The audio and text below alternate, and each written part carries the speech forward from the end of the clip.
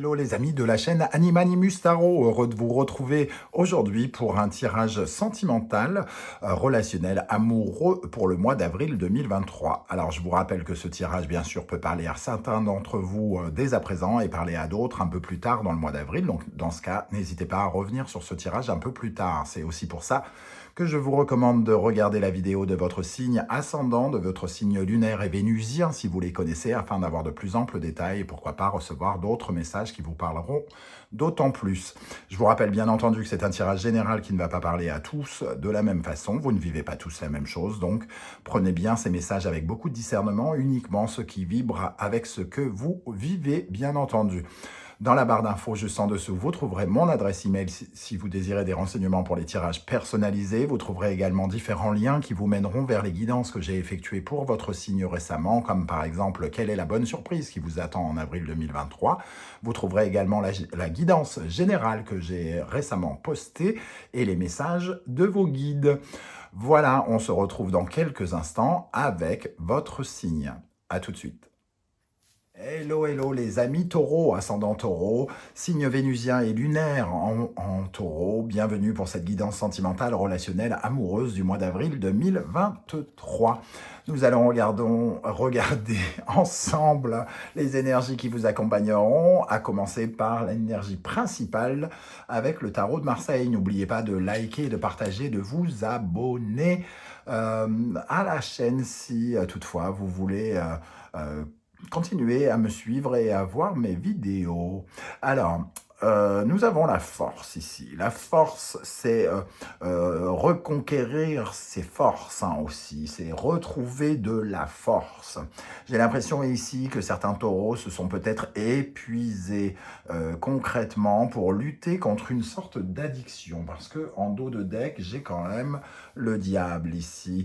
Une dépendance affective, une addiction, une drogue, j'ai même envie de dire. On a été accro de quelqu'un, on a été drogué par quelqu'un, c'est pas la personne qui nous en a donné, mais c'était comme une drogue. On ne pouvait pas se passer de quelque chose ou de quelqu'un ici avec ce diable. Ça peut être encore un petit peu difficile d'ailleurs, hein, mais on essaye de retrouver ses forces, on essaye de trouver l'énergie de couper ce lien avec quelque chose qui nous relie à soit de bas instincts, à des pulsions qui nous rappellent certaines peurs, certains carcans restrictifs, voire punitifs, hein, avec le diable. Et j'ai l'impression ici que vous tâchez de sortir de ce modèle ici, hein, soit en ayant quitté peut-être quelqu'un pour certains, ou alors ça peut nous parler d'une relation hors sentimentale aussi, hein. Ceux qui sont en couple ne vont pas sentir cette énergie de la même façon. Ici, on a peut-être fermé les yeux sur certaines choses, on a peut-être accepté une certaine forme de sacrifice, on s'est peut-être sacrifié pour quelqu'un. Ou pour quelque chose. Et ici, on essaye de retrouver de l'énergie à mettre dans sa vie sentimentale, relationnelle et amoureuse. Certains se battent peut-être pour couper un lien avec une personne toxique du passé, avec un partenaire de travail, avec un ancien amant ou quelque chose comme ça. On va essayer d'en savoir un peu plus, notamment avec cette carte de l'astrologie de la lune noire, et nous avons la maison 1, le corps, la maison du bélier ici. La première maison, elle nous parle de votre corps, hein, donc de votre vitalité aussi, elle. Ici, on sent que vous reprenez des forces, que vous vous reconstruisez aussi votre image, hein, parce que la maison 1, c'est l'apparence, c'est l'image, c'est la vision que les autres ont de nous aussi. Si on a été amoindri, si on a été fatigué, on a peut-être aussi, je ne sais pas, maigri, on a peut-être grossi. Et ici, le corps nous dit quand même que on est dans cette énergie d'essayer de retrouver du pouvoir sur nous, mais aussi d'aller à l'endroit où les choses commencent, parce que la maison 1, c'est là où tout commence, ce sont les nouveaux projets, les nouveaux commencements, C'est donc la façon dont vous êtes perçu, mais aussi la façon dont vous vous percevez vous-même. Il y a un travail avec la maison 1, avec ce bélier, aussi de retrouver confiance en soi, d'avoir une certaine forme de persévérance, de détermination. Vous faites preuve peut-être de détermination face à ce lien toxique dont on parlait avec le diable, hein. Euh, Vous faites preuve de détermination pour couper ce lien s'il n'est pas encore totalement coupé. Et surtout, vous essayez d'imaginer quelque chose de nouveau à construire derrière tout ça. On se reconstruit soi-même. Il ne faut pas oublier que la maison 1 correspond finalement au moment de l'accouchement, au moment de l'accouchement de l'enfant. Donc c'est la construction. Peut-être êtes-vous en train, entre guillemets, d'accoucher d'une nouvelle version de vous-même, les amis taureaux, ici avec cette maison 1. Ok. On va voir maintenant du côté des célibataires, quelle est l'énergie qui vous accompagne. Neptune, le sacrifice, j'ai parlé du sacrifice ici et on voit ici, hein, Neptune c'est la planète qui dit « je crois »,« j'imagine ». Mais Neptune représente tous les rêves, tous les mystères de la vie. Elle entraîne beaucoup de confusion, de brouillard. Neptune, c'est la drogue aussi. C'est les addictions, c'est limite la psychiatrie aussi, hein, pour les hôpitaux psychiatriques. Donc, quelque chose qui peut nous rendre dingues, qui peut avoir un pouvoir sur nous. Soit c'est cette chose qui a un pouvoir sur nous, ou soit nous nous sacrifions pour cette chose, c'est-à-dire que nous lui donnons littéralement du pouvoir sur nous. En tout cas, Neptune parle de cette confusion et de l'imagination, et elle nous parle d'un sentiment peut-être d'auto-sabotage, et comme on est dans la maison 12, dans la maison du poisson, ici, elle nous parle du besoin de fuir. Peut-être de fuir pour aller dans cette maison 1 qui est la maison suivante. C'est-à-dire de passer à un nouveau commencement, de cesser quelque chose, de cesser de rêver, d'avoir des illusions quant à quelque chose, de couper des liens toxiques avec des addictions, quelles qu'elles soient, humaines, des situations ou quoi ou qu'est-ce. En tout cas, ce Neptune nous parle aussi d'une certaine façon de certains fantômes qui nous hantent, pour lesquels on se sacrifie, et de rêves qu'on alimente comme une source intarissable, parce que finalement, elle représente tout ce qui est comme des médicaments que l'on pourrait prendre pour essayer de se soigner. Donc elle nous parle aussi un peu de guérison, quelque part. Une guérison de l'âme, une guérison de l'être profond, pour pouvoir aller dans cette maison 1 et renaître. Très bien. Alors maintenant, pour les couples, ceux qui sont en couple, les taureaux en couple, nous avons l'élément R, la communication. La communication, alors peut-être qu'il y a justement des communications, mais elles ne sont pas, je pense qu'elles ne sont pas de tout repos, parce que on va laisser ça ici, le dos de deck, on se bat contre une force, hein, ici, qui est puissante aussi, hein. Ici, il y a de l'énergie avec la force, mais le diable est très... il crée une dépendance, il y a des liens. Et donc, la communication ici, elle me semble un petit peu... elle peut être parfois difficile. Elle peut, avec cette maison 1 qui nous parle du bélier, donc de la planète Mars aussi, être un peu dans la colère. On peut être en colère, on peut être... s'emporter, impulsif, ça nous parle d'impulsivité, et en plus cette carte, l'élément R, la communication, souvent quand elle sort, c'est pour dire qu'on n'est pas forcément très à l'aise pour partager nos émotions avec l'autre, ou que l'autre n'est pas très à l'aise pour partager ses émotions avec nous. Il y a quelque chose, entre guillemets, qui est comme une sorte d'impasse dans la relation en ce moment de couple, ce qui ne veut pas dire qu'on ne peut plus se parler ou gna gna. Voilà, et d'ailleurs, ça peut parler d'une relation qui n'a rien à voir avec votre couple, hein, ne l'oubliez pas. Mais ici, on a peut-être un peu de mal à se comprendre par rapport à quelque chose qui nous attire peut-être. Peut-être que quelqu'un a besoin de quelque chose et l'autre ne comprend pas ce besoin soudain, ce désir qu'on peut avoir, et cette personne peut prendre cela comme une sorte de pulsion, comme une sorte de drogue. Pourquoi tu veux dépenser de l'argent pour ça? Le diable ayant un rapport d'argent aussi, il peut y avoir des communications liées à l'argent qui ne sont pas forcément très très saines en ce moment dans le couple, et, euh, et ne pas être totalement d'accord. On peut monter de ton, le ton, et on essaye aussi à la fois de faire de se battre pour ne pas faire un sacrifice, justement. Par rapport à quelque chose qu'on aimerait voir changer, hein. Voilà, il y a quelque chose qui aimerait être changé. On aimerait peut-être quelqu'un, l'un des deux aimerait peut-être prendre une certaine forme de risque, et l'autre n'a pas l'air de suivre, et ça peut créer du désaccord. Bon, on va essayer d'en savoir un peu plus avec le reste du tirage. Quel est votre état d'esprit, les amis taureaux? L'étoile. L'étoile, elle nettoie, elle simplifie, elle purifie. Elle a besoin de créer, de simplifier les choses. Et, euh, et ici, j'ai l'impression qu'on cherche absolument à s'épanouir dans une situation au lieu de se résigner. Ce qui colle très très bien avec cette notion de sacrifice et cette notion de diable inversé. On essaye de ne pas être résigné, on se bat finalement pour simplifier quelque chose et pour s'épanouir. Avec cette étoile, nous avons l'énergie du 8 de denier.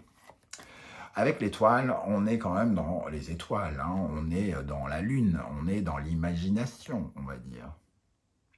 Et le 8 de denier, lui, il a envie de nous mettre les pieds sur terre, hein. Le 8 de denier, c'est de l'ancrage, c'est du concret, c'est chercher une certaine forme de... chercher tout ce qui est concret, toutes les actions concrètes qui peuvent nous faire atterrir. C'est un peu la tête dans les étoiles et les pieds sur terre. Ici, il y a une lutte entre les deux. On a peut-être un peu envie de rêver quelque part. Il y a quelque chose qui nous invite à rêver, à être dans le mystère de Neptune et dans la résignation. Et le 8 de denier, lui, il essaye de travailler dans le sens inverse, dans l'épanouissement, dans une certaine forme de perfectionnisme et de se sortir de là par des actions concrètes. À quelle énergie vous tournez le dos, les amis taureaux? Le 6 de coupe, une énergie de nostalgie, de mélancolie, du passé, et voire de deuil, hein, avec ce 6 de coupe, on parle peut-être d'une personne qu'on a laissée derrière soi, ou qui est restée derrière soi. Ça nous parle d'essayer de trouver de l'harmonie aussi. Pour ceux qui n'ont quitté personne, ça peut nous parler d'une engueulade dans le passé, qui a laissé des traces, hein, dans les couples peut-être, et sur lequel on est encore obligé de parler.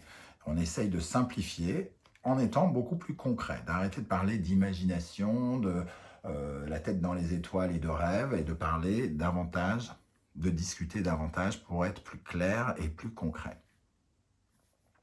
Qu'est-ce qui vient vers vous ici, qui peut soit vous barrer la route, ou soit vous aider, évidemment, qui peut représenter aussi parfois votre compagne ou compagnon quand vous êtes avec quelqu'un? Nous avons la justice. Et ce qu'il y a en face de vous, quelque part, c'est tous les efforts que vous faites ici, face au diable, face à cette drogue, entre guillemets, on va appeler ça comme ça d'une façon plus générale, je postillonne, j'en fous partout. Ce qui vient en face, c'est la sincérité, c'est l'honnêteté avec soi-même, d'arrêter de se mentir à soi-même, d'arrêter de se raconter des bobards, d'arrêter d'être injuste avec soi-même ou avec l'autre. Si vous êtes en querelle avec quelqu'un, il y a peut-être de l'injustice ici. On est peut-être un peu raide, on est peut-être un peu rigide, à vouloir absolument borner, cadrer, voilà. En tout cas, la justice, elle nous invite, elle vous invite à essayer de mettre de l'ordre et à rééquilibrer quelque chose qui ne l'est pas. Et elle vous invite à être plus honnête avec vous et et d'avoir d'être juste. Alors c'est peut-être la justice, hein, dans certains cas, pour certains d'entre vous, évidemment, ça peut parler de justice qui est en face de vous et qui va venir trancher pour vous séparer de ce lien ici toxique, quelqu'un qui a besoin peut-être du soutien de la justice ou de l'administration pour venir euh, couper ce lien, parce qu'on a une épée ici, hein, donc on veut se débarrasser de ce diable quelque part, et ça peut passer par le biais d'une action en justice. Le 2 d'épée, on a un choix et une décision à prendre. Alors certains, justement, se posent peut-être la question de faire intervenir la justice ou pas dans une affaire. Ou alors, vous hésitez entre résignation et épanouissement, entre rêve et réalité, quelque part. Hein, parce qu'ici, on a encore un bandeau sur les yeux qui peut être gênant, puisque on voit que ici, c'est fuir les réalités. Si on ne veut pas les voir ou si on ne peut pas les voir, forcément, ça pose problème. Il y a sans doute des décisions à prendre qui sont peut-être un peu difficiles à prendre pour certains d'entre vous. Ici. Comment les choses vont évoluer? Nous avons la force qu'on retrouve ici, hein, donc les efforts que vous mettez pour réaliser quelque chose, le pouvoir de réalisation, le besoin de mettre de l'énergie dans quelque chose. Hein. C'est conquérir quelque chose, c'est mettre du poids dans la balance, c'est intervenir concrètement pour simplifier, pour ramener de l'espoir et pour purifier une situation. On essaye ici de simplifier une situation, de réapporter, pour certains, par exemple ceux qui sont parfois un peu en conflit ici, de réapporter de la douceur et de la légèreté et simplifier quelque chose par le biais de la communication. Une communication qui n'est pas forcément toujours habile à cause de Mars en maison 1, ici, qui peut créer de l'impulsivité. Donc il faut... on essaye de mettre un peu les pédales sur le frein, parce qu'ici, on a envie d'y aller très très vite avec la maison 1. Et ici, en plus, l'air, c'est quelque chose qui va vite. La maison 3 qui est représentée par la communication, qui représente la communication, Mercure notamment, c'est une énergie de transport, c'est quelque chose qui va vite. Donc ici, on essaye de ralentir la machine et d'être plus inspiré, de rejoindre son étoile, chose qu'on essaye déjà de faire ici pour s'épanouir davantage et se sortir d'une certaine forme de résignation.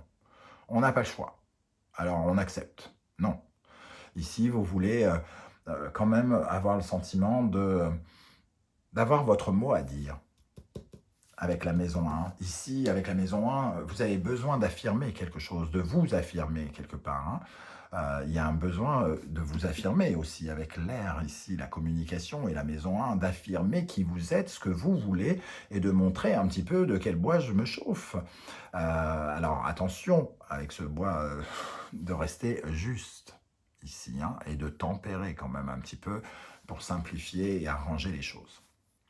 Comment les choses vont évoluer? Le monde. Donc le monde, ça nous parle justement de s'épanouir pour le coup, et surtout d'essayer de clôturer quelque chose, de terminer une histoire ou de terminer une façon de faire, une problématique. Si vous rencontrez une problématique, aïe, on ne va plus en parler, on va passer à autre chose. On essaye en tout cas d'atteindre ce but. Le but ultime, puisque c'est la dernière carte, donc c'est l'apothéose, le sommet avant d'aller vers autre chose. Avec ce monde, on a le 5 de bâton, on voit qu'effectivement, il y a encore de la bataille, la force, hein. Ici, on met de l'énergie, on se bat pour quelque chose.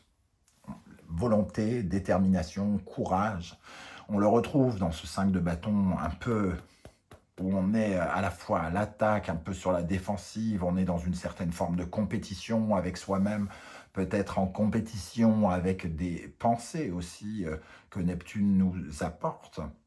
Il peut y avoir un sentiment parfois de contradiction dans notre façon de nous épanouir justement et d'avoir envie de clôturer quelque chose. mettre fin à quelque chose parce qu'on sent qu'on est relié d'une façon qui n'est pas bonne à cette chose. On termine ici avec les énergies, on va dire, qui résument un petit peu ce tirage, l'empereur. On vous voit chercher en tout cas une certaine forme de stabilité, peut-être que vous n'aviez pas, de l'équilibre aussi, de l'équilibre, de la stabilité, d'être plus fort, de reconquérir votre pouvoir. Maison 1, l'empereur. L'empereur, ça peut être une carte qui peut représenter un bélier, par exemple. Donc l'énergie d'aller vers de la stabilité, d'être beaucoup plus conquérant, euh, plus combattant, d'avoir beaucoup plus de détermination et d'affirmer davantage son pouvoir et d'affirmer ce que l'on veut et d'obtenir ce que l'on veut. Donc il y a une certaine forme de combat que l'on voit dans tous les efforts pour devenir stable. Et on voit encore cette notion de combat. Ici, c'est avec le 5 d'épée, les pensées qui partent dans tous les sens, le conflit dans nos pensées, dans notre tête. On vous voit essayer de ralentir cette impulsivité, cette agressivité, ces conflits qui sont en vous. C'est cette verve, la communication ici qui peut être parfois vénéneuse. Ici, on essaye de calmer quelque chose sur un rapport de pouvoir entre peut-être deux personnes. Les deux 5 ici, il y a un combat. Il y a un combat qu'on ressent ici. Voilà les amis taureaux, comment je ressens votre tirage. Je ne sais pas du tout comment ça va vous parler. Si ça vibre avec ce que vous vivez, n'hésitez pas à me le dire en commentaire. J'aurai plaisir à vous lire et à vous répondre. Si vous ne voulez pas rentrer dans les détails, n'hésitez pas à mettre un émoticône ou à me dire c'est juste, c'est pas juste, je suis passé par ici en passant par là.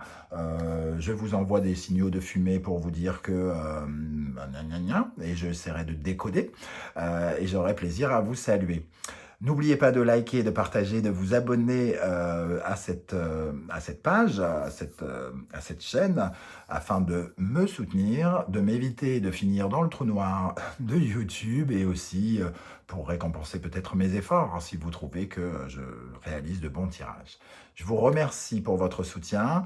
Je vous retrouve très bientôt pour une nouvelle guidance, cette fois-ci 100% professionnelle. En attendant, prenez bien soin de vous les amis taureaux. Merci d'être là et à très très bientôt. Ciao, ciao.